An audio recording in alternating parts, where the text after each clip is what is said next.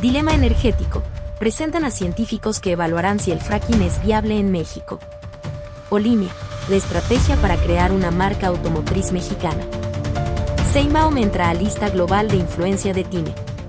Partido Verde marca distancia electoral de Morena rumbo a 2027. Salgado se apunta para Guerreros y Morena lo define. Confirman sacrificio de 10.000 perros en Tecámac. Colombia debate sacrificio de hipopótamos por control ambiental. Candidato de izquierda sube al segundo lugar en Perú. Tesoro ajusta restricciones a Cibanco por proceso de liquidación. Lotería y Panini lanzan álbum rumbo al Mundial 2026.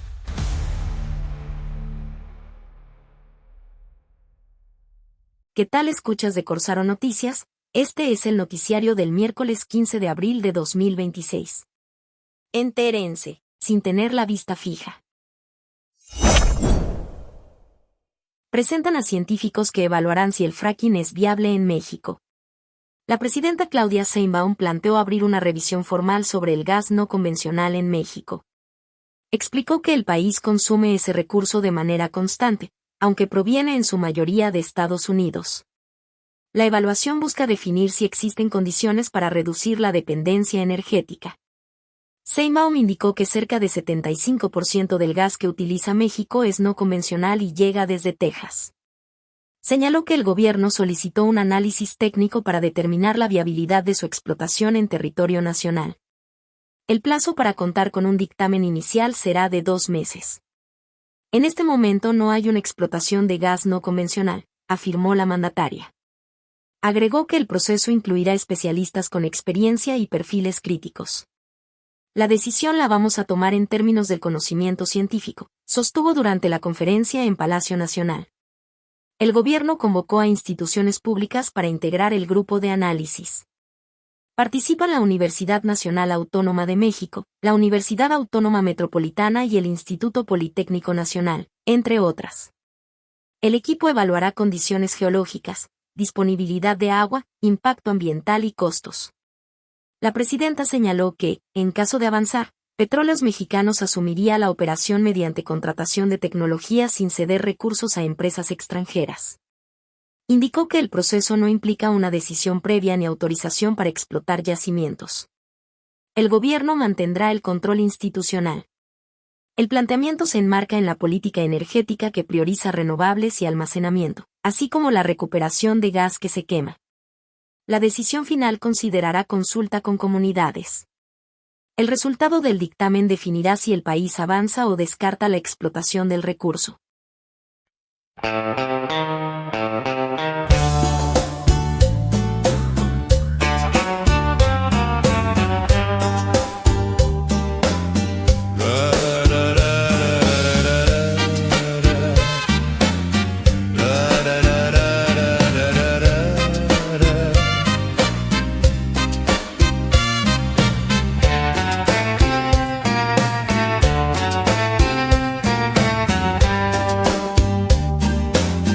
Gas que llega del norte y enciende toda la red, pero en su propia pared México mide su corte, dependencia del soporte, la soberanía en tensión. La ciencia le da precisión, el agua marca la frontera y en la duda verdadera se detiene la decisión.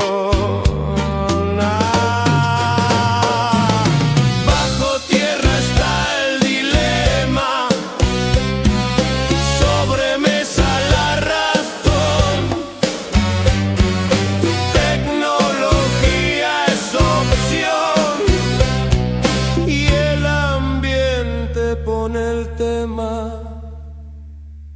No se rompe el viejo esquema, solo cambia dirección. El Estado toma el timón sin soltar la operación. inversión. Y en 2 meses la nación sabrá si abre esa región.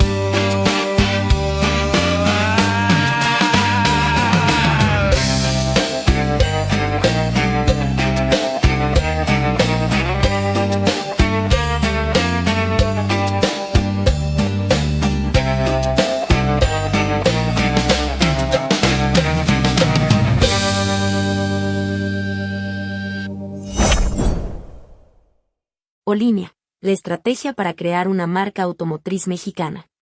Claudia Sheinbaum informó avances en Olinea y planteó el proyecto como parte de una política industrial orientada a crear una marca automotriz mexicana. La presidenta señaló que México ocupa el 7º lugar mundial en producción de vehículos, pero no cuenta con una firma propia, por lo que el objetivo es comenzar a construir capacidades nacionales en diseño, manufactura e innovación.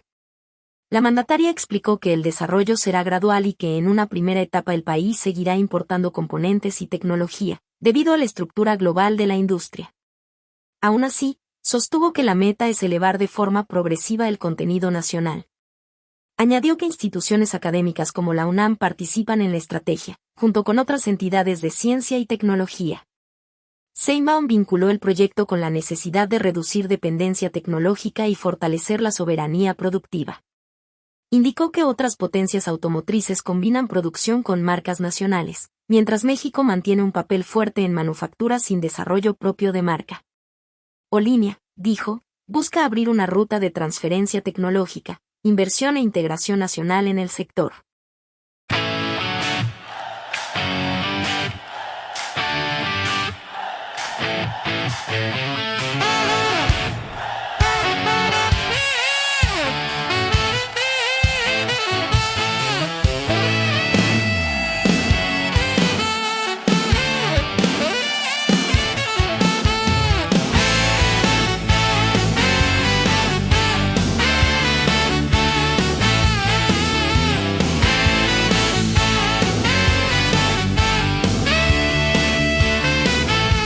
Séptimo en la fila,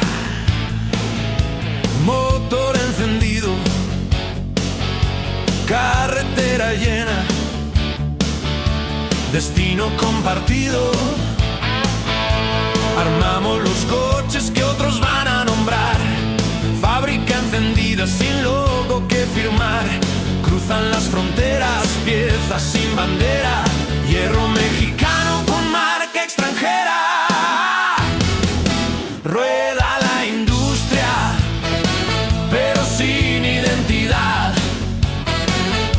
potencia sin nombre, sistema global. Olinea en la mesa, plano por armar. Dicen que ahora sí se va a fabricar. No solo ensamblar lo que viene de allá, sino construir lo que se pueda quedar. Universidades trazan el diseño, ciencia en los planos, país en el sueño. Pero la cadena no es fácil de romper cuando el mundo entero ya decidió qué vender. Tecnología prestada, futuro en revisión. Cada tornillo pesa en la decisión. Marca o maquila, punto de tensión. Soberanía escrita en cada motor. Olinea en la mesa, promesa industrial. Sube la apuesta, baja lo global. Si el coche es mexicano, lo dirá el metal. Cuando el nombre pese más que el ensamblar. Entre cables y acero se mide el país. No es solo producir, es poder decidir si el volante responde o solo repite quién manda en la ruta. ¿Y quién la permite?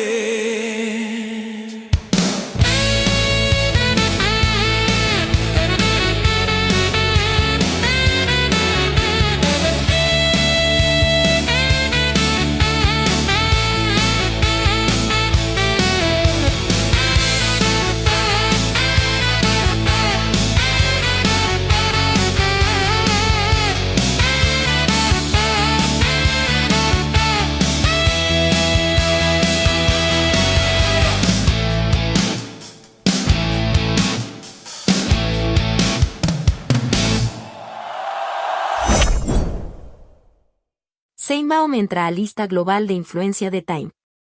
La revista Time incluyó a la presidenta de México, Claudia Sheinbaum, en su lista anual de las 100 personas más influyentes del mundo. La publicación la ubicó dentro de la categoría de líderes, junto a figuras políticas, empresariales y sociales con impacto global. El listado agrupa actores que inciden en la agenda internacional a partir de su influencia y capacidad de decisión. Time elabora esta selección con base en el alcance de sus acciones y su presencia en el debate público global. La revista destacó el perfil de Sheinbaum como científica y política.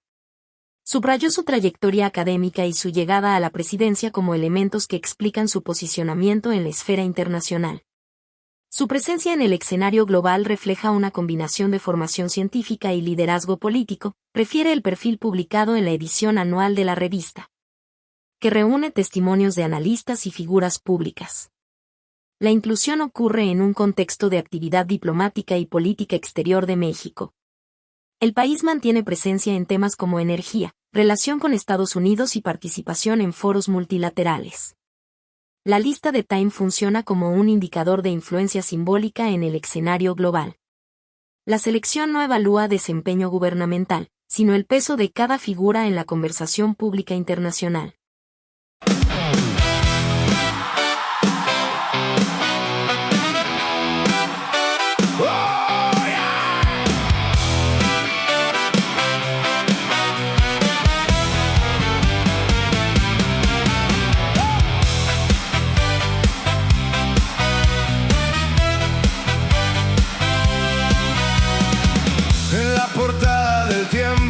Marcan el pulso mundial, nombres que pesan, decisiones, ruido internacional. Desde el México sube una firma con ruta institucional. Ciencia y política se cruzan en un mismo canal. No es premio ni sentencia, es un mapa de visibilidad, donde la agenda se mide por capacidad de impactar entre líderes y tensiones, foros y diplomacia. México entra en la foto con nueva narrativa. No mide al gobierno, mide la conversación. ¿Quién mueve la línea? ¿Quién cambia el renglón? Tiene la lista, foco global, nombre que entra y empieza a pesar. Entre discursos, datos y voz, la influencia se escribe en presente hoy.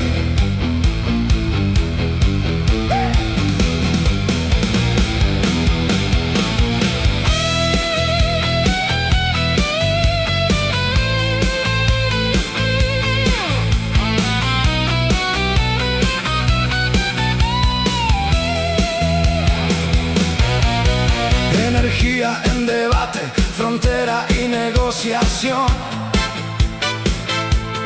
Mesas multilaterales, presión y correlación. La figura se proyecta más allá del territorio. Cada gesto se vuelve parte del inventario. No es destino, es posición. Un instante, expansión. Tiene la lista, pulso mundial. La escena cambia sin avisar. Entre números, nombres y rol, la influencia camina con dirección.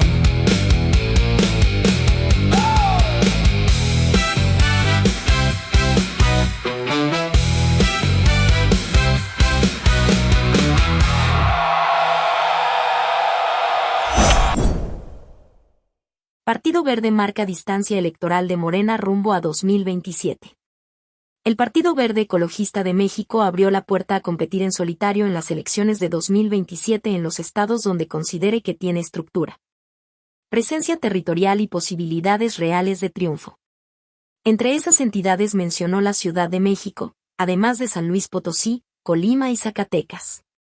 El planteamiento no fue presentado como ruptura con Morena, sino como una redefinición electoral basada en la fuerza propia del partido.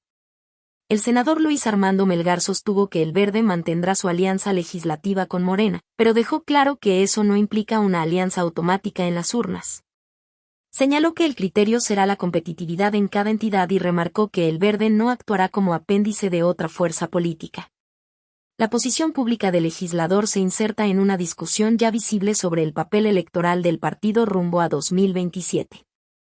Jorge Carlos Ramírez Marín coincidió con esa línea. Sostuvo que competir solos en ciertos estados no equivale a romper con Morena, sino a reconocer una etapa de consolidación del PVM. Puso como ejemplo a San Luis Potosí, donde el partido analiza una candidatura propia por considerar que existe base política suficiente para sostener esa apuesta. En febrero de 2026 ya había referencias públicas a ese escenario potosino dentro del debate político nacional. Ramírez Marín también rechazó que una eventual postulación en San Luis Potosí deba leerse de forma automática como un caso de nepotismo. Argumentó que no se trata de una designación cerrada y que la decisión final corresponderá a la ciudadanía. Con ello, el PVM intentó mover la discusión desde el parentesco político hacia la viabilidad electoral. En un contexto donde la sucesión local ya genera lecturas anticipadas sobre control territorial y continuidad de grupo.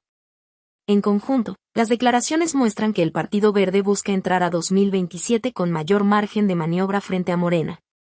La señal central es que el partido conservará la coordinación legislativa con el bloque gobernante, pero peleará por traducir su trabajo territorial en candidaturas propias donde vea rentabilidad electoral. La discusión no habla todavía de una ruptura formal. Habla de una negociación más dura, estado por estado, en una elección que desde ahora empieza a ordenarse por fuerza local, control de estructura y capacidad de competir sin tutela. Salgado se apunta para Guerrero si Morena lo define. El senador Félix Salgado Macedonio expresó su disposición para contender por la gubernatura de Guerrero, siempre que Morena lo defina como candidato.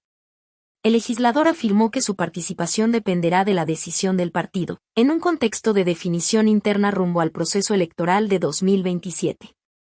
Salgado Macedonio indicó que se mantiene atento a los tiempos y mecanismos de selección que establezca Morena. El posicionamiento ocurre en medio de la expectativa por la renovación del gobierno estatal, donde el partido en el poder deberá definir perfiles y estrategia electoral. El senador declaró, si a Guerrero le falta un lucero, ese lucero soy yo, en referencia a su posible postulación. Añadió que no buscará imponer su candidatura y que respetará los procesos internos del partido para la designación de aspirantes. El contexto político en Guerrero mantiene relevancia por la continuidad de Morena en el gobierno estatal. La entidad ha sido un bastión electoral para el partido, lo que eleva la competencia interna entre figuras que buscan posicionarse rumbo a la sucesión. Morena definirá sus candidaturas mediante encuestas y mecanismos internos, conforme a sus estatutos. En ese proceso, los aspirantes deberán ajustarse a los criterios del partido, que incluyen competitividad, posicionamiento y viabilidad electoral en cada entidad. La eventual candidatura de Salgado Macedonio dependerá de la evaluación interna de Morena y del calendario político que se establezca para 2027. El escenario se mantendrá en observación conforme avance la definición de perfiles en el partido. Confirman sacrificio de 10.000 perros en Tecámac. La senadora Mariela Gutiérrez reconoció la eutanasia de 10.000 perros en Tecámac y sostuvo que la medida se aplicó conforme a la ley. La decisión reabre el debate sobre políticas de control animal, salud pública y bienestar. La senadora Mariela Gutiérrez admitió que durante su administración como presidenta municipal de Tecámac se aplicó la eutanasia a 10.000 perros en el municipio. La funcionaria defendió la medida y afirmó que se ejecutó bajo criterios legales y sanitarios establecidos por las autoridades competentes. La declaración surge en un contexto de cuestionamiento sobre el manejo de animales en situación de calle. La cifra de caninos sacrificados coloca el tema en el centro del debate público. El gobierno municipal sostiene que las acciones respondieron a la necesidad de controlar la sobrepoblación y prevenir riesgos de salud. Gutiérrez afirmó que la eutanasia se aplicó conforme a la normatividad vigente. Fue legal, sostuvo al referirse al procedimiento. Indicó que las decisiones se basaron en protocolos institucionales y en lineamientos que regulan el control animal en municipios del país. El caso ocurre en un entorno donde diversas organizaciones han señalado la falta de políticas integrales para el manejo de fauna urbana. La discusión incluye modelos alternativos como campañas de esterilización y adopción. El sacrificio masivo suele generar controversia por su impacto ético y social. El gobierno municipal mantiene su postura en torno a la legalidad de las acciones. La autoridad argumenta que el control sanitario forma parte de sus responsabilidades. El manejo de animales en vía pública se vincula con temas de salud, seguridad y convivencia urbana. El seguimiento del caso dependerá de la respuesta de organismos de protección animal y autoridades estatales. La cifra reconocida por la alcaldesa coloca presión sobre las políticas públicas locales. El tema se mantiene abierto en la agenda pública.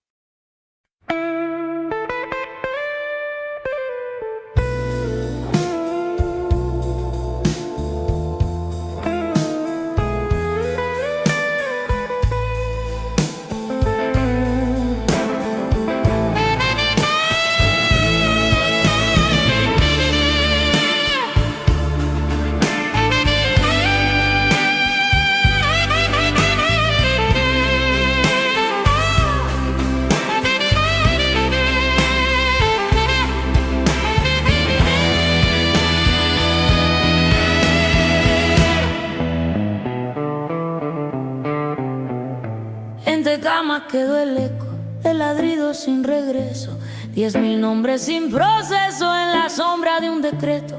La ley habló en un libreto que cerró cada destino. Calle y miedo en un camino que termina en una sala donde el número se instala y el pulso queda en archivo.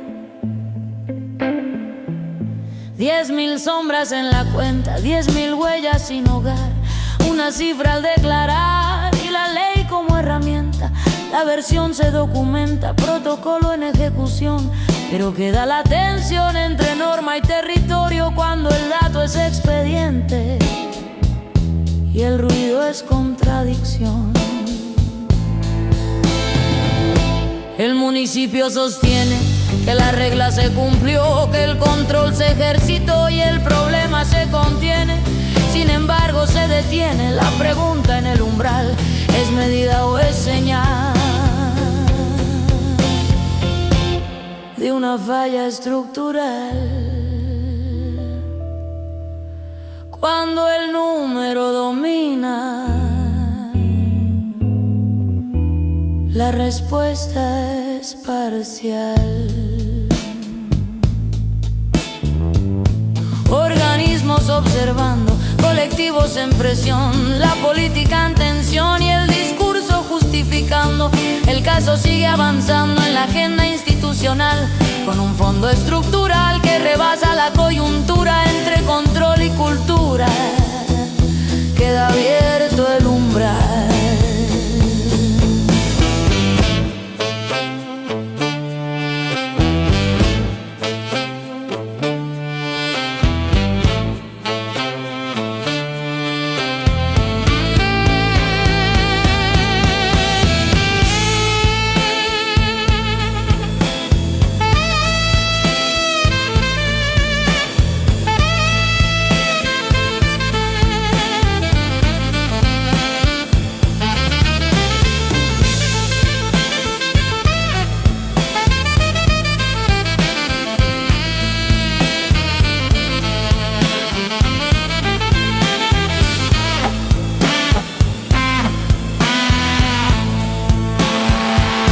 En Tecama quedó el eco de ladridos sin regreso, 10.000 nombres sin proceso en la sombra de un decreto. La ley habló en un libreto que cerró cada destino. Calle y miedo en un camino que termina en una sala donde el número se instala y el pulso queda en archivo. 10.000 sombras en la cuenta, 10.000 huellas sin hogar, una cifra al declarar y la ley como herramienta. La versión se documenta, protocolo en ejecución, pero queda la tensión entre norma y territorio cuando el dato es expediente y el ruido es contradicción.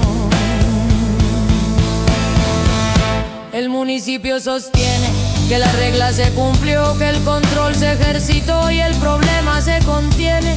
Sin embargo se detiene la pregunta en el umbral: ¿es medida o es señal de una falla estructural? Cuando el número domina, la respuesta es parcial.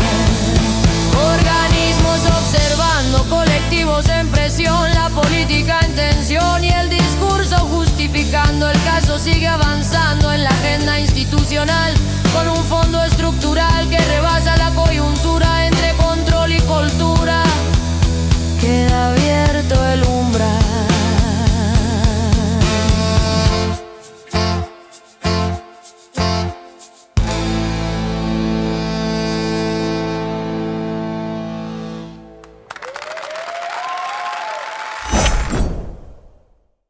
Colombia debate sacrificio de hipopótamos por control ambiental. El gobierno de Colombia abrió un debate público sobre el control de hipopótamos que habitan en la región del Magdalena Medio, tras la expansión acelerada de esta especie considerada invasora. La discusión enfrenta a científicos que proponen medidas de control poblacional, incluido el sacrificio, con organizaciones animalistas que rechazan esa opción. Los hipopótamos descienden de ejemplares introducidos en la década de 1980 por el narcotraficante Pablo Escobar en su hacienda Nápoles. Tras su muerte, los animales quedaron en libertad y comenzaron a reproducirse sin control. Estudios estiman que la población supera los 100 individuos y podría multiplicarse en los próximos años si no se aplican medidas. Especialistas en biodiversidad advirtieron que la especie altera ecosistemas locales, afecta la calidad del agua y desplaza fauna nativa. Señalaron que su comportamiento territorial representa un riesgo para comunidades cercanas. Es una especie invasora con impacto comprobado en el entorno, indicaron en evaluaciones técnicas difundidas por autoridades ambientales. El debate incluye alternativas como la esterilización, el traslado a otros países y el sacrificio selectivo. Autoridades señalaron que la esterilización ha mostrado avances limitados debido a costos, logística y ritmo de reproducción. También explicaron que el traslado enfrenta restricciones legales y sanitarias internacionales. Organizaciones defensoras de animales rechazaron el sacrificio como medida de control. Argumentaron que los hipopótamos no eligieron su condición de especie introducida y exigieron soluciones que no impliquen su muerte. Activistas han promovido campañas para protegerlos y han cuestionado la viabilidad ética de eliminarlos. El gobierno colombiano mantiene en evaluación las opciones disponibles y anunció que la decisión se basará en criterios científicos y ambientales.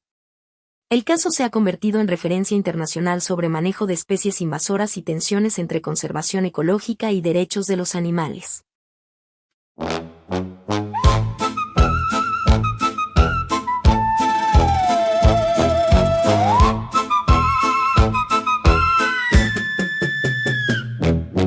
En el río crece el rumor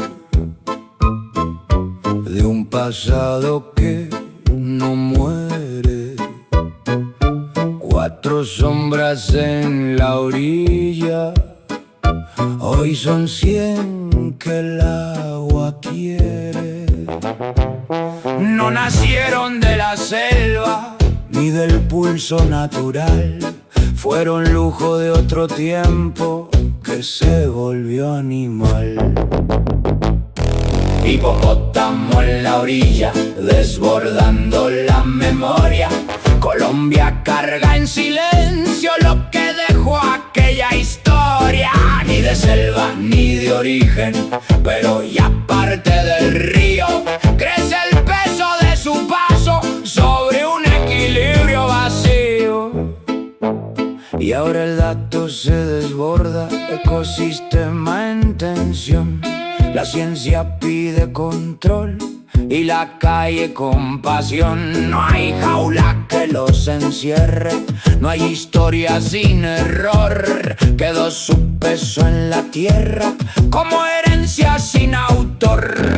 Hipopótamo en la orilla, desbordando la memoria. Colombia carga en silencio lo que dejó aquella historia, ni de selva ni de origen, pero ya parte del río, crece el peso de su paso sobre un equilibrio vacío.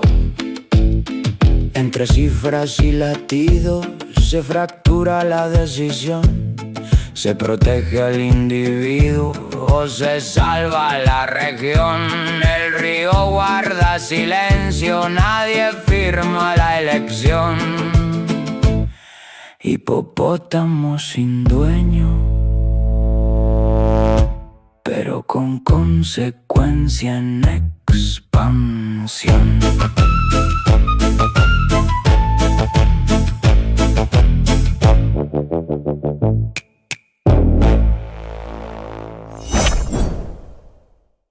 Candidato de izquierda sube al segundo lugar en Perú. El escenario electoral en Perú mostró un ajuste en las preferencias con el ascenso de un candidato de izquierda, Roberto Sánchez, al segundo lugar en encuestas recientes. El movimiento altera la correlación de fuerzas entre aspirantes y perfila una contienda más competitiva rumbo a los próximos comicios. El posicionamiento se sustenta en mediciones de opinión pública que registran un crecimiento sostenido del candidato progresista en intención de voto. Los datos ubican su avance en un contexto de dispersión electoral, donde ningún contendiente concentra una ventaja amplia. El reporte señala que el Sánchez ha logrado captar sectores que antes se encontraban indecisos o dispersos entre otras opciones. Este comportamiento se refleja en un incremento constante en las últimas semanas, de acuerdo con los resultados difundidos por casas encuestadoras. El contexto político peruano se caracteriza por una fragmentación de partidos y una alta volatilidad en las preferencias. En este entorno, los cambios en la intención de voto suelen ser rápidos y responden a coyunturas específicas, como crisis institucionales o posicionamientos públicos. El avance del candidato de izquierda también se inserta en una dinámica regional donde opciones progresistas han ganado visibilidad en distintos procesos electorales. En Perú, este crecimiento ocurre en medio de una agenda marcada por demandas sociales y cuestionamientos a la clase política. El seguimiento del proceso electoral permitirá observar si el ascenso se consolida o si se trata de un repunte coyuntural. Las próximas encuestas y el desarrollo de las campañas definirán el impacto real de este movimiento en la configuración final de la competencia. Tesoro ajusta restricciones a Cibanco por proceso de liquidación. El Departamento del Tesoro de Estados Unidos modificó la orden que restringe operaciones financieras vinculadas a Cibanco. La medida permite transacciones necesarias para su proceso de liquidación, bajo supervisión del gobierno mexicano, tras la intervención administrativa del banco. La resolución ajusta la disposición emitida en junio de 2025. En ese momento, la autoridad estadounidense identificó a Cibanco como institución de preocupación primaria en materia de lavado de dinero ligado al tráfico de opioides. La orden original bloqueó transferencias desde o hacia la institución. El documento mantiene la prohibición general. Las instituciones financieras cubiertas siguen impedidas de procesar transferencias relacionadas con Cibanco, indica. Añade que existe una excepción para operaciones necesarias en la liquidación, determinadas por el liquidador designado por el Gobierno de México. El Tesoro señaló que la modificación responde a la intervención mexicana en el banco. La autoridad destacó la toma de control administrativo y la supervisión del proceso de venta de activos como medidas para contener riesgos al sistema financiero. La excepción aplica solo a operaciones indispensables para concluir la disolución. Las transacciones deberán cumplir con la legislación vigente y no contravenir otras disposiciones. El ajuste delimita el alcance de la flexibilización sin modificar el resto del esquema restrictivo. La medida entrará en vigor tras su publicación en el Registro Federal. Las restricciones impuestas en 2025 continúan vigentes, incluidas las relacionadas con operaciones vinculadas a organizaciones de tráfico de drogas. El proceso de liquidación seguirá bajo vigilancia institucional. Y bueno, ya para despedirme, una noticia para los coleccionistas de todas las edades. Lotería y Panini lanzan álbum rumbo al Mundial 2026.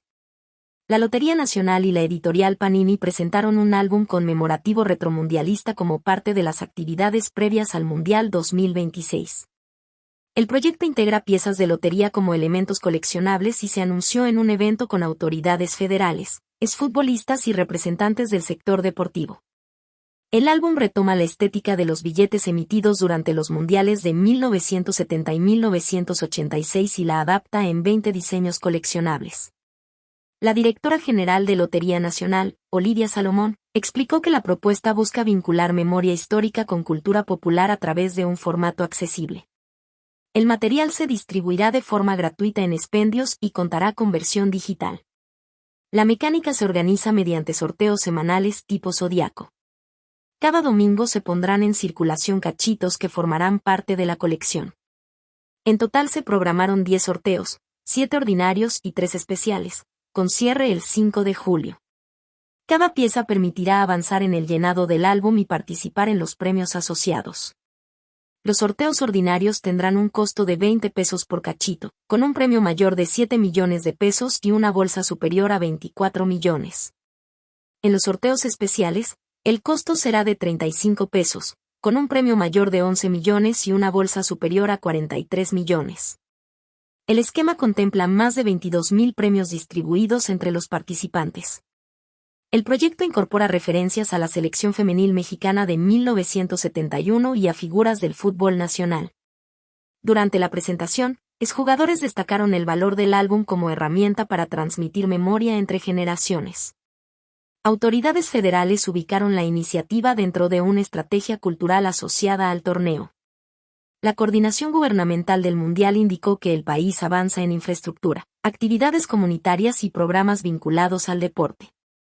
El álbum se integra como un mecanismo de participación masiva dentro de esa estrategia. La distribución comenzará el 19 de abril y se extenderá durante el periodo de sorteos programados. Este ha sido el noticiario, servicio informativo de Corsaro Comunicación producido por Roberto Cortés Zárate con ayuda de herramientas de inteligencia artificial. Los invitamos a seguirnos en nuestras redes Corsaro Noticias, La Guarida del Nahual y Rock and Rollario. Los dejamos con el poema Llueve de Pablo Neruda. Hasta la próxima.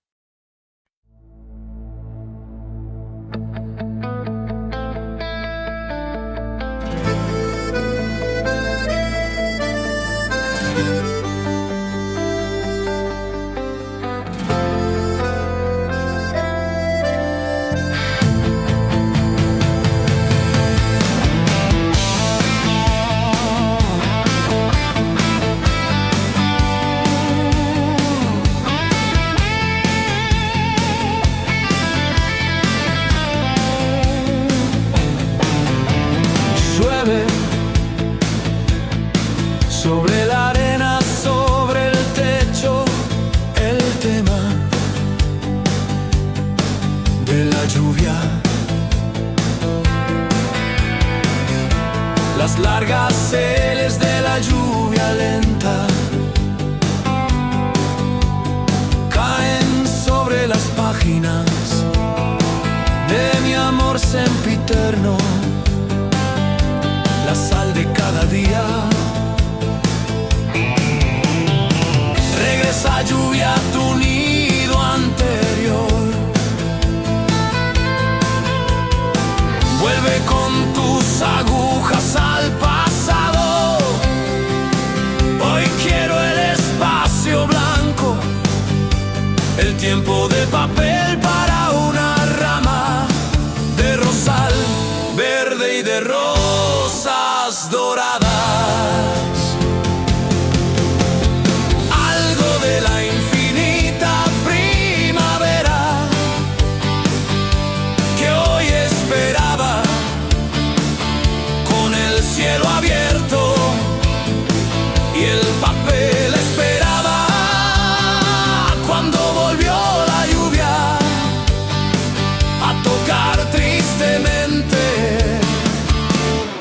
La ventana. Luego a bailar con furia desmedida sobre mi corazón y sobre el techo, reclamando su sitio, pidiéndome una copa para llenarla una vez más de agujas. transparente de lágrimas.